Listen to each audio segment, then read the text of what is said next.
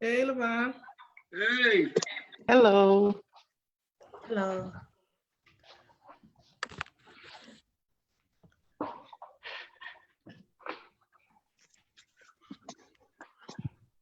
Can anyone hear me?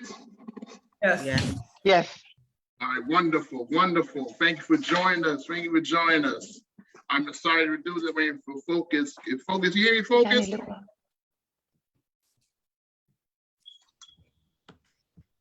I had to do some adjustments real quick. So I had an issue with the computer, so that's why I had a little late. I apologize for that. Why can't I see me? Well, we are actually live. Hello, everyone. Hey, how are you? I'm good. I'm good. Awesome. I'm gonna do this so that I can help Rochelle get on the screen. I'm gonna go over and help her while you guys get started. So I'll be back, okay? Okay, all right. Okay, we can start. Okay, that's fine with me. So this is we're back to the Woman 12-2 Experience radio show live here on our YouTube channel. Facebook page. Right now, this is part one, our special series called the Power 13, the Daddy Daughter Dynamic. And I'm excited to do this today because I'm going to interview 4 exceptional women who are part of this book, you know. And I just want to share. I'm honored to host this panel, just because y'all have relationships with your fathers, and some point in your life. And unfortunately, I didn't have a relationship with my dad. So I was young. I was too young when he passed away. So y'all lived it. Y'all experienced it. You know, you got some powerful understanding about the relationship. So what we can do is, based on answer questions, I'm gonna answer the first question is go around and introduce yourselves, and then also my first question is, why did you decide to be part of this book, and why now? Why did you decide to be part of this book, and why now? Why the time now to be part of this book? So where I'm gonna go first, can you introduce themselves, tell them what they do, and then answer let's go ahead the first question. So, Levon, I want to first thank you for having us here on the Romans 12-2 Experience. A minute. Can y'all hear me? All right, we are just 4 out of the 13, you know, the Power 13. We're here representing for our Power 13 co-authors for the Daddy Daughter Dynamic book. And, you know, we're just telling our stories of resilience, you know, telling our stories of our own personal journeys of our daddy-daughter dynamic and how we've crossed over to healing.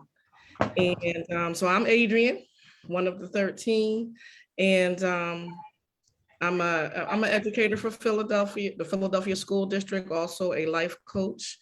And I'm gonna jump right in to answer this first question. Why did I decide to do this book? Well, God strategically placed women in my life who really, you know, just reached out and lifted me up when I was in a really low place, just struggling with what I now know was my daddy-daughter dynamic. And I want to pay it forward. So if my story can help someone else, why not? And I have a quick little, you know, snippet that I do want to share with you guys about my, you know, my daddy-daughter dynamic, which is that my father was not in my life either, Levon. I didn't grow up with him. He was never in my home. But as a young girl, we had a few phone calls maybe, and as an adult, we had a couple of visits before he passed away. But one of those conversations as a teenager, he did tell me, "You're going to write a book." And he asked me, you know, he said he expected the next time that we spoke for me to give him a title. And I really didn't take what he was saying very seriously. You know, I was just really excited to talk to this man who's my biological father, hoping to develop some type of relationship with him. Unfortunately, that never happened, but he did speak, you know, this book into existence. He's spoken into my future. So I do thank him for that. And so who would like to go next?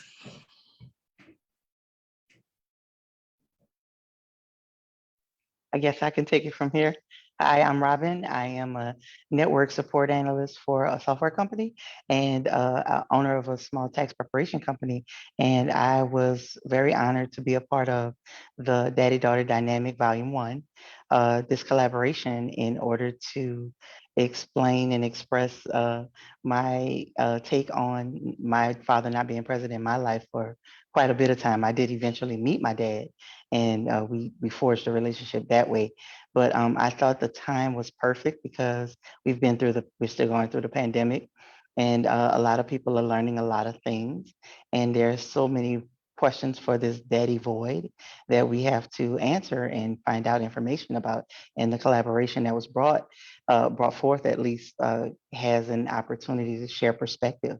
And I think it's powerful. The Power 13 is awesome. And I think that there's a lot to be learned and to grow and heal from. So thank you for having me.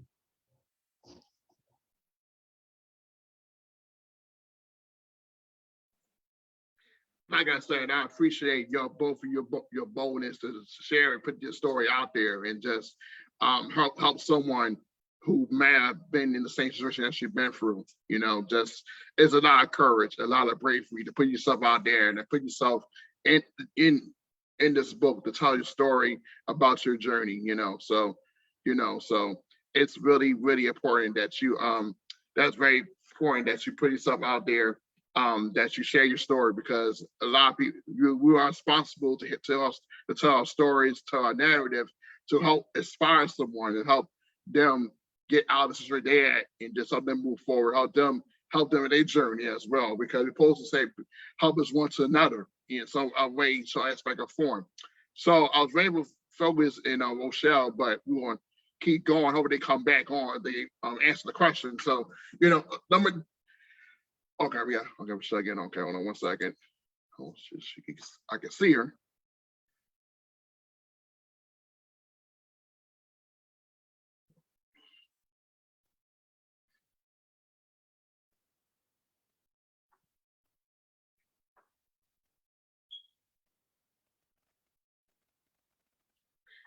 All right. Okay. Okay. While she's getting on, that's what she cut. All right. Okay. Oh, there she is.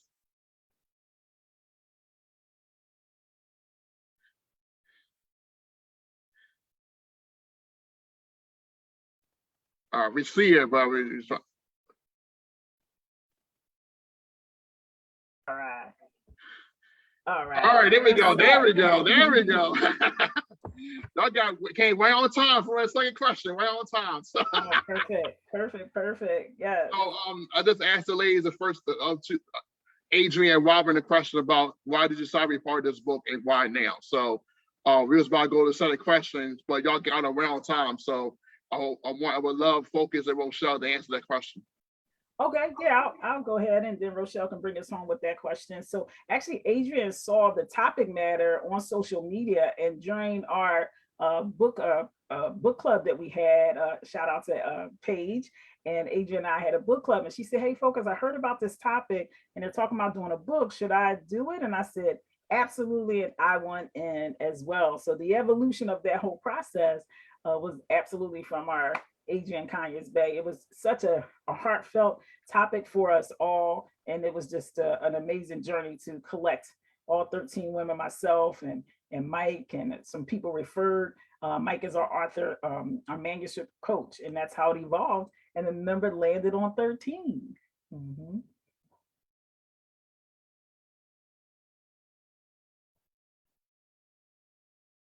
All right, I'm done. So we want to pass that to Rochelle. Can you hear me? You can hear me? Okay, wonderful. Rochelle, you're gonna Unmute your mouth.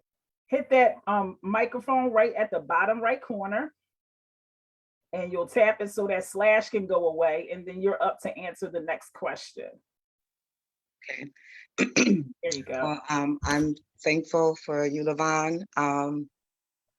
And so I had already started kind of writing the book due to some things that had happened in my life. And so I was kind of connected by Mike to Miss Focus James. And so I am really excited and glad because I'm not doing this by myself. With this wonderful group of women, just makes it all the more just amazing is the best word I can say. And so, yeah, so there was things that happened in my life that it was necessary for me to write. A situation happened and I started writing because of that situation and had been sitting on it for quite a while. So this has been a wonderful experience. So awesome. Back to you, Levon. You're muted, Levon. Yeah, so yeah, okay, there you go. No, all right, now next question. Anyone can go first because this question says, how does your relationship with your father affect you as a young lady growing up that still resonates to this day? So how did your relationship with your father affect you as a young lady growing up that still resonates to you this day? I'll take that. I'll start. So Adrienne again, and well, I would just rephrase a little bit. The lack of relationship with my father really affected me. I knew that I had low self-esteem. You know, I was struggling with that as a young girl. I knew that I was insecure. And as I got older, was doing some work on myself, I realized the root of it was that lack of my relationship with my father. I'm just trying to find my identity. And I think I might be going into another question, but so yeah, it basically affected my insecurity and just my self-worth. Let me see. And how does it resonate with me to this day? Well, that insecurity, I keep on wanting to go into talk, well, I'll just share it. That insecurity just led me to really try to fill that void of not having the father in my life. And so it absolutely had a lot to do with the husband that I chose. And unfortunately, that relationship mirrored how I felt about myself even more. And I had to do a lot of work around that, just getting into my self-love and finding my self-worth. And yeah, that's all I'll say right now about that. Who would like to take the to answer that question next? To piggyback off the trust issues, it's evident in the type of relationship that we've had, and in not having a father to not kind of know that dynamic of what a relationship is supposed to look like, or to the triggers or red flags for, or warning signs for someone who may be abusive or things like that. So that void of daddy is really evident, and you have to do a lot of work as a woman to get through it and move forward from it.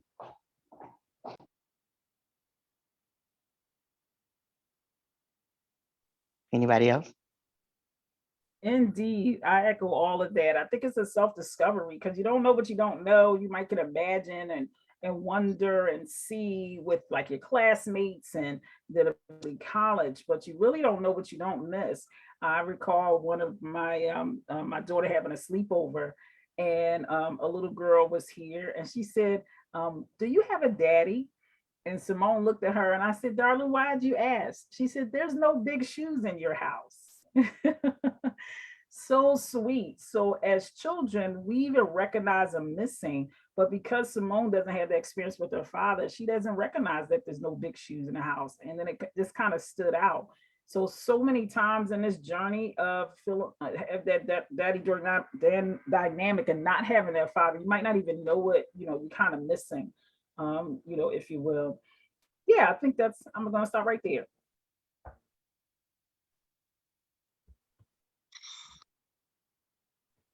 I am having difficulty getting on. You are already here. Well, I lied. And Levon, I'm gonna ask you to pop on and off of mute as we talking so you can guide us and it won't have that silence for us, please. Rochelle, you're already on, beautiful. Put that. You're on. You're muted. You're good.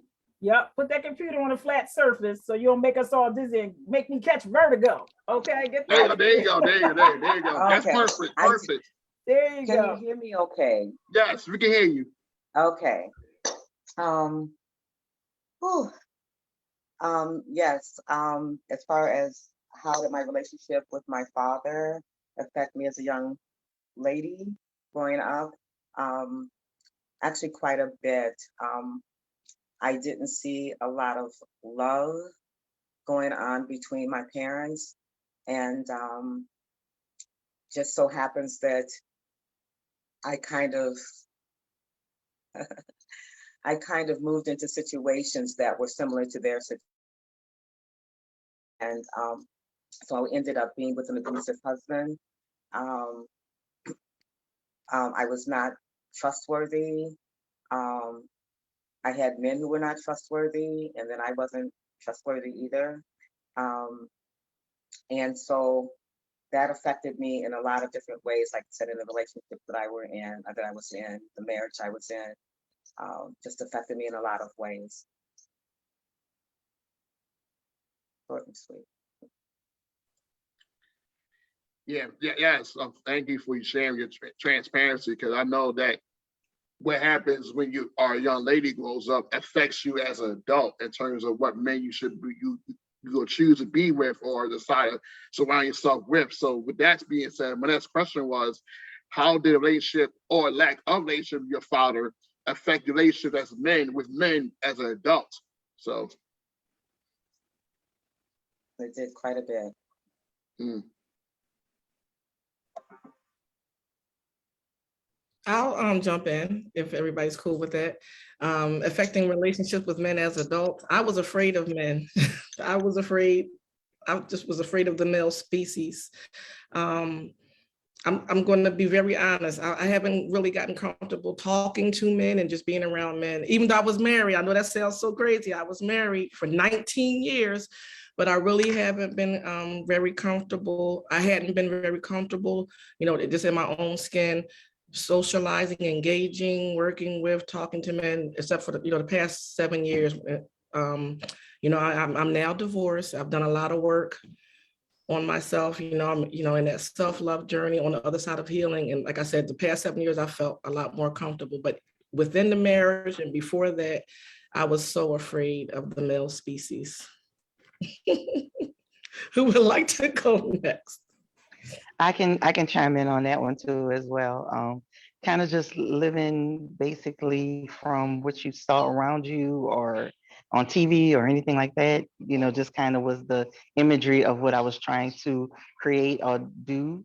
And at this point, I'm learning, looking back on the missteps and obstacles that I experienced, and am trying to get a better, I guess, purview for moving forward for the future, because I am in the process of a divorce and trying to see what the next phase is. And I'll land there. If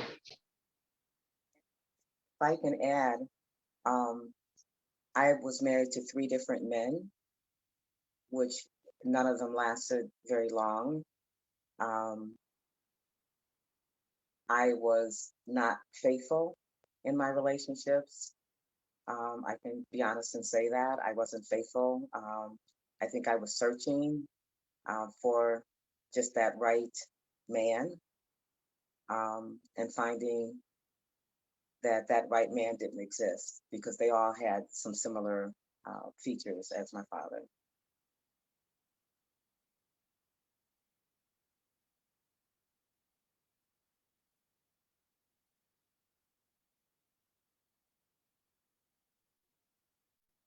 We can't hear you, Focus. Yeah, folks can't hear you, folks. Thank You you. muted. Thank you. We could definitely hear a theme here, right? That we get our identity in that first dance of the daddy-daughter dynamic determines how we're going to know even to pick a man. So I actually got married at 18 to a gentleman who was 21. We both love God, but loving God is not enough. You also need communication skills, problem solving skills, and who the heck can pick their husband for the next 50 years at 18? Probably not, especially if you don't have a communal way to do it, when you have elders supporting you through the process and the selection. There's many cultures around the world that perpetuate that, and it can actually really work, but not in the way that we were doing it, right? So I pretty much wanted to get out of my mama house and he was offering a house and a car and food, and his mama could cook. So I was like, okay, this might be a better place to go, right? So just poor judgment because I was looking for a way out, and that's definitely not a reason to go into, you know, a marriage or a man's arms or in a relationship. So it absolutely colored my poor decision making on how to choose, you know, how to choose men for sure. As you can, oh, go ahead. Go ahead. No, I was gonna say, I too married at 19, not knowing what the heck a marriage was really like. So like each time, yeah, too young. Too young. Mm-hmm. I think, Oh, I'm sorry. Can I add to that? So I was a little older when I got married. I was maybe 23. But again, I was just trying to fill a void. It was purely, you know, selfish. I was still in my mama's house right out of college, trying to fill that void. I had no idea didn't know what a healthy relationship looked like. And like I said, I was afraid of the male species. I hadn't even really talked to anybody.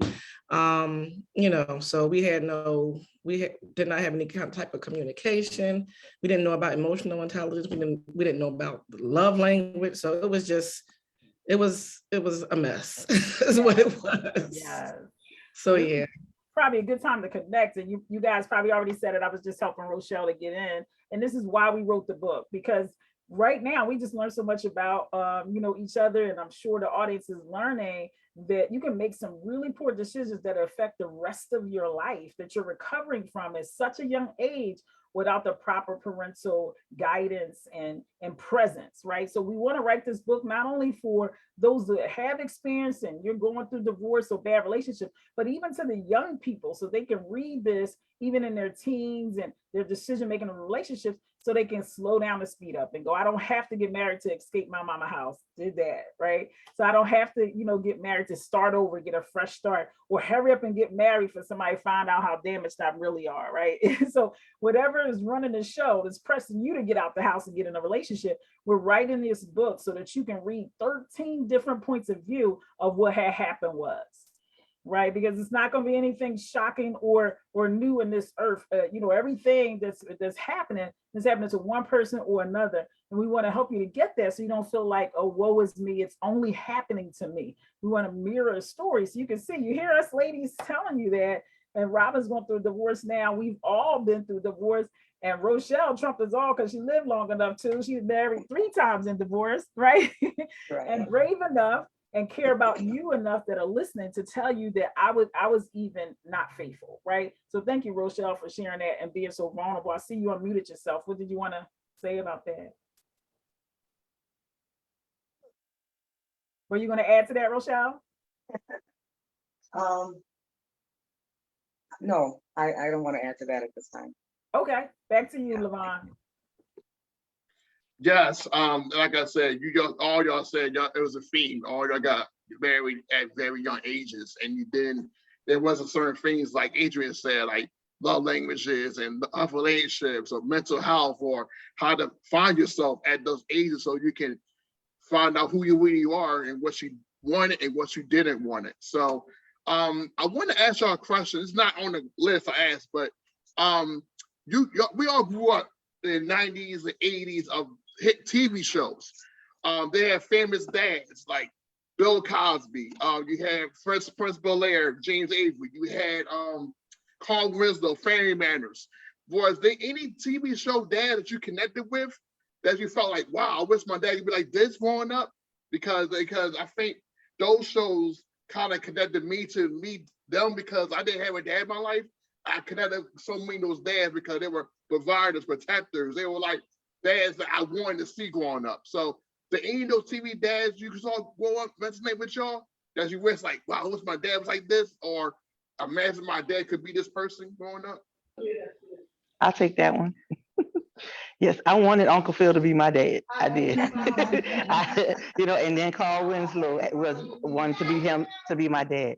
And I just tried to emulate what I saw. I agree. I actually, I don't think it was, who was it for me? I think it was Bill Cosby.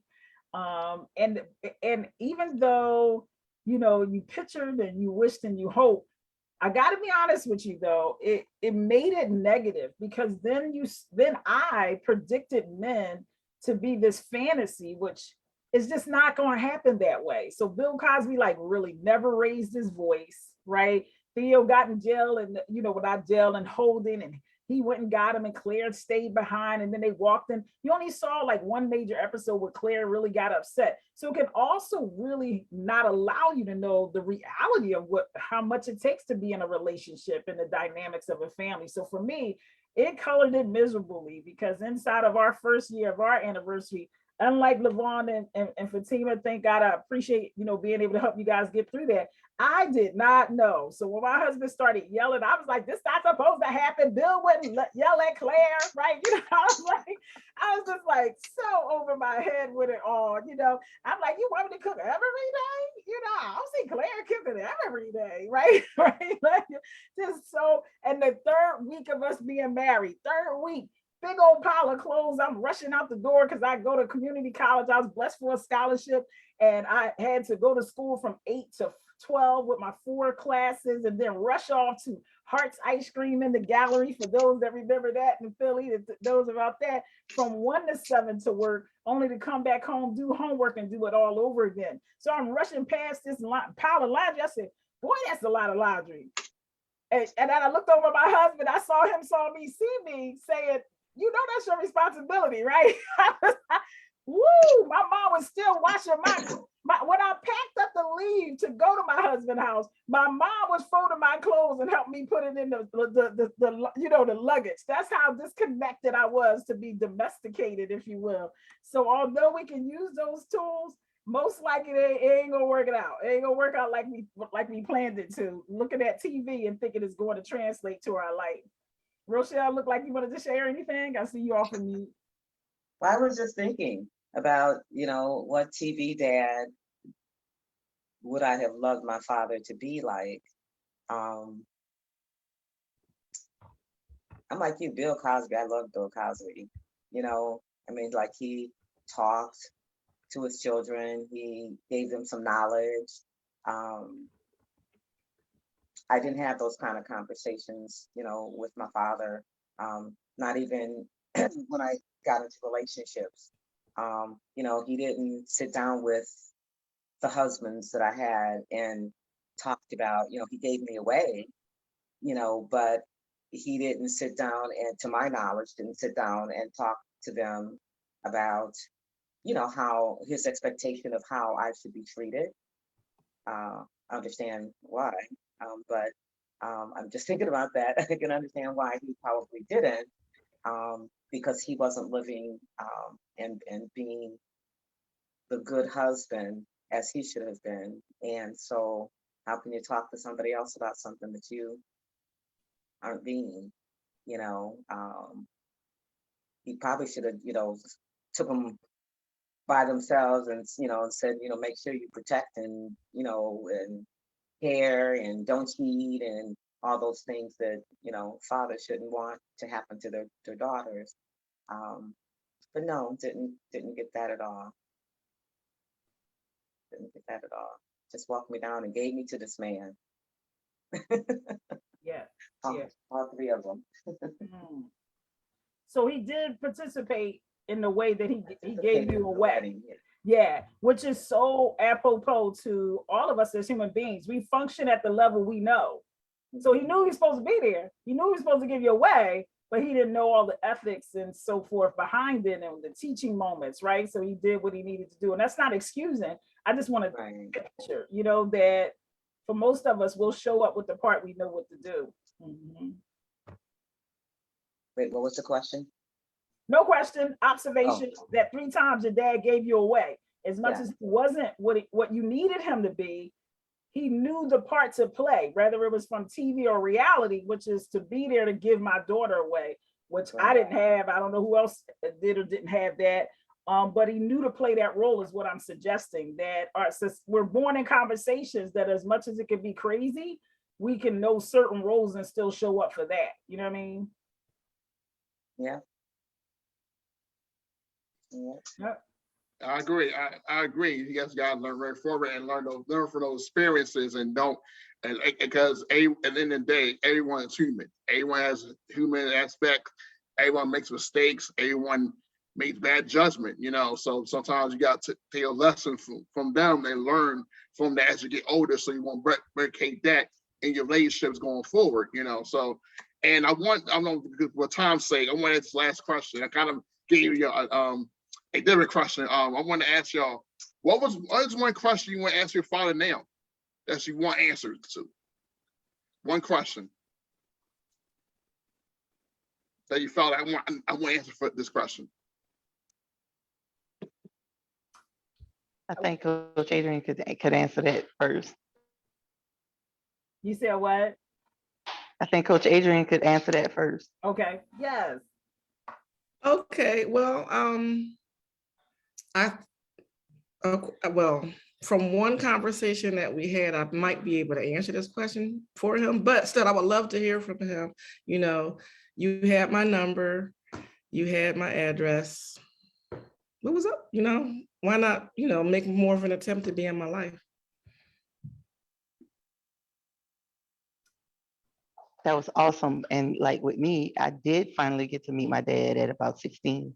And I asked him why. I mean, at this point, why? Because you miss so much. You miss major milestones in my life. And I was angry at first. And when my dad actually explained it to me, it came to fruition in full circle to how he had an agenda that didn't align with what my mom had and move forward. Gotcha. Rochelle, I'll let you answer the question if you want to, and then I'll sum it up because I know Lavon said because of the essence of time, and then I'll sum it up. Did you want to answer that question, or are you going to pass on that, Rochelle? Yeah, I think I'll pass on that one. Okay. Well, for me, it would, and we talked about this. I'm not sure who else said it last night when we were chatting, just building camaraderie amongst ourselves, which was what happened in your childhood. That's what I would want to ask to my father. What happened in your childhood? And for those that, when you get the book, you'll read through and immediately, you know, think about that, because it's a famous saying that says, hurt people, right? And I just can't help but to wonder when I found out finally how my father passed away. The name of my chapter is my father died 4 times. So when I finally found out the real reason, I was like, oh my God, what happened to him in his childhood? And, you know, I just got so full of anger, like, how could we let this man get as far as he got and not have the proper help, right? So I would definitely want to ask him that. And my grandmother not too long ago passed away. And when I went to go see her on her deathbed, and she just said, Tanikia, that's my birth name. She said, Tanikia, I don't even have words. I don't even know how to explain it to you. And she like 92, her lip is quivering and her eyes, you know, tears are coming down. I said, Grandma, there's nothing to say. You don't need to say anything. You know, I'm sure you did the best that you can do. And I want you to just be at peace with it.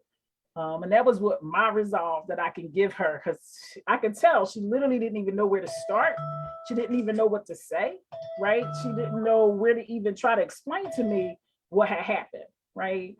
So, and I know somebody is sitting there like, oh, I would have wanted to know all of it and deal with it. She was on a deathbed, first of all.